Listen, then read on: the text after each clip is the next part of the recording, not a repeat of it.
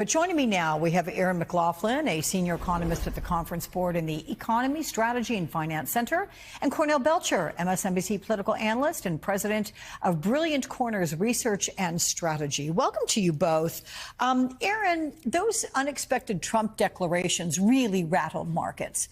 The EU is the second biggest trading partner with the U.S. What effect will a 50% tariff have on goods in the U.S.?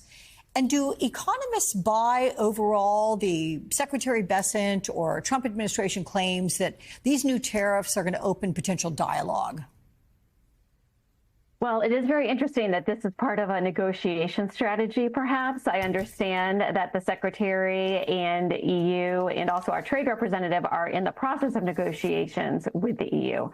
However, a 50% tariff would be a huge inconvenience and would really raise prices for consumers. The EU is, as a bloc, is one of our largest trading partners. We imported $606 billion in 2024 from the EU. Currently, the tariff rate is at 10%, so going up to 50 would definitely cause a surge in prices. Cornell, as you gauge public sentiment on the economic front, how fatigued are people with these sudden shifts by Donald Trump, and how much is this affecting his overall support? Look, Alex, voters are right now less optimistic about the economy than they were, quite frankly, during Biden's worst numbers. And even going back to some subgroups of voters, they're less optimistic about the economy than they were around COVID, right? Reuters poll came out this past week and showed his job approval around the economy at an all-time low. And look, his job approval overall, Alex, moves back and forth between, over his last presidency and this one. His overall job approval moves back and forth between anywhere between 46 and 44, 45%. But his overall job approval right now is down in 42s. But he's always had a plus job approval on the economy. Republicans have historically had better numbers on improving the economy than Democrats. But right now, he's way underwater with overall economy and even further underwater with handling inflation. At the same time, voters feeling that a recession is coming on, and consumer, consumer confidence is cratering, and it is absolutely impacting his numbers. I want to pick up on that with you, Erin, because there's a headline I want to share from your organization. U.S. consumer confidence plunged again in April, expectations for the future at a 13-year low. What is driving that, Erin? Are people actually feeling this tariff whiplash already in their pocketbooks?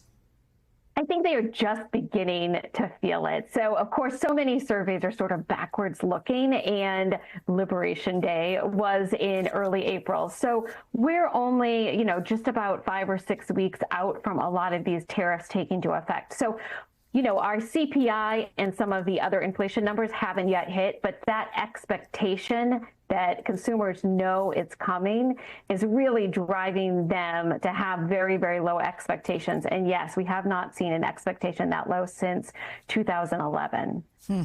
Cornell, have Democrats effectively messaged on the Trump economy? Because given the tariff whiplash, you'd think it would be target rich for them.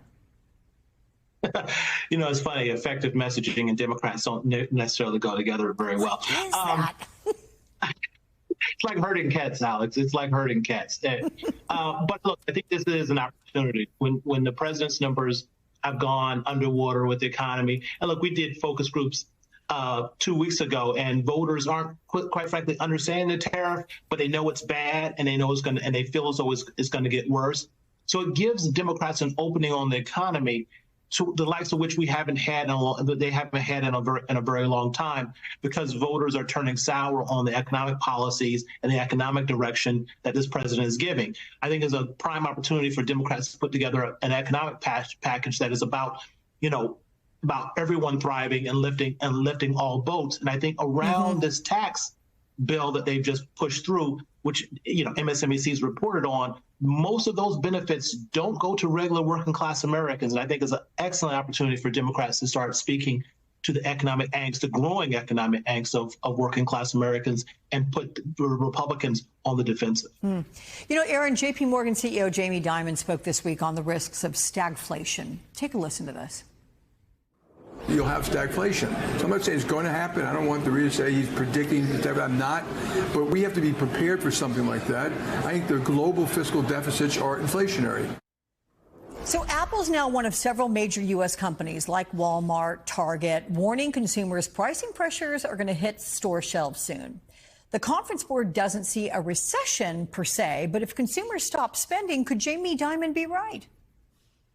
Well, it's interesting. So one element of stagflation is rising unemployment. And so that's really, consumers may cut back when they think that prices are going up, but they're still going to spend. And 2/3 of our economy is about consumer spending. But once someone becomes unemployed or a member of their family becomes unemployed, that's when we see spending really come back in. And it can have a little bit of a spiral effect. So right now we have very, very low unemployment. It's about 4.2%.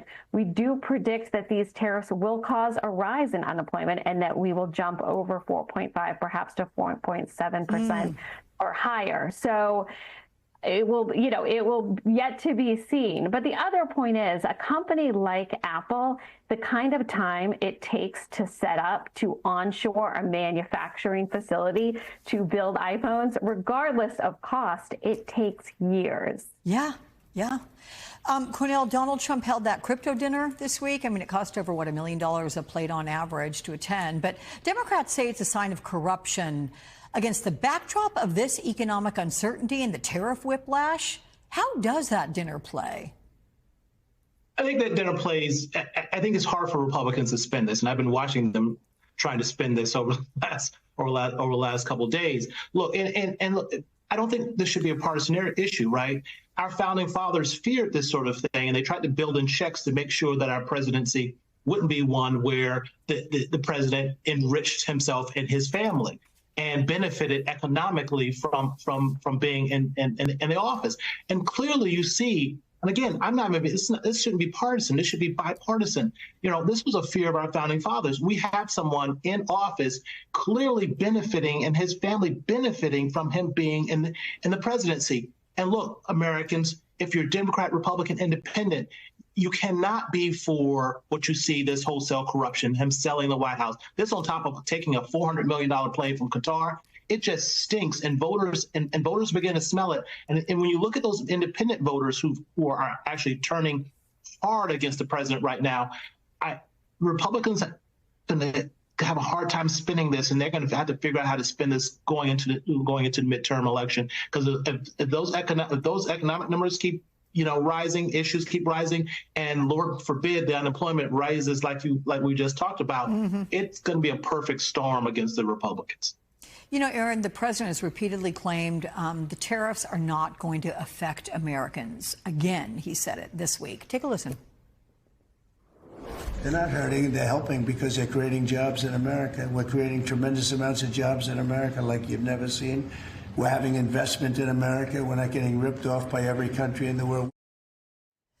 Does the business world buy any of this? I mean, are jobs being created? Is the investment as notable as he suggests? I mean, we just talked about potential unemployment. We have not seen, we've seen unemployment tick up very, very slightly in the last few months. We have not seen the creation of any new jobs. Again, onshoring takes many, many years to build factories, to finance the building of those factories, and you have to have qualified, available employment.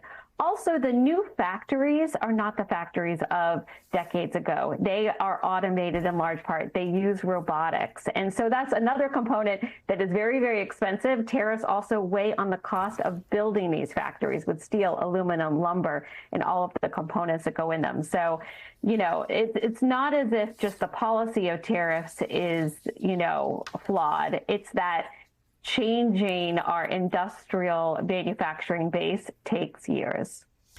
Cornell, again, the president saying they're not hurting, they're helping when it comes to tariffs. We're creating tremendous jobs in America like you've never seen. Well, the never seen part, perhaps. Is the public buying what he's saying? No, his economic numbers show it. But let me say something much broader, right? And it is Wall Street.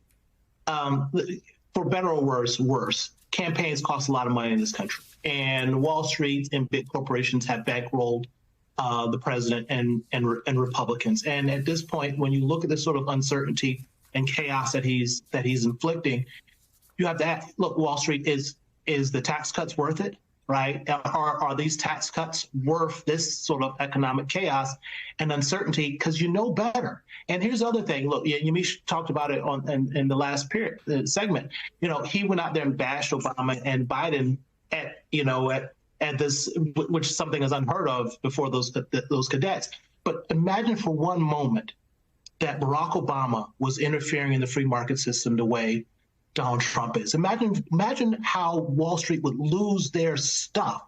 They would lose their minds if Barack Obama was having this sort of chaos and pain inflicted just on a whim. Wall Street, elections coming up, you got to make them pay for this. If you pull the plug on the pocketbook, and a lot of this might stop.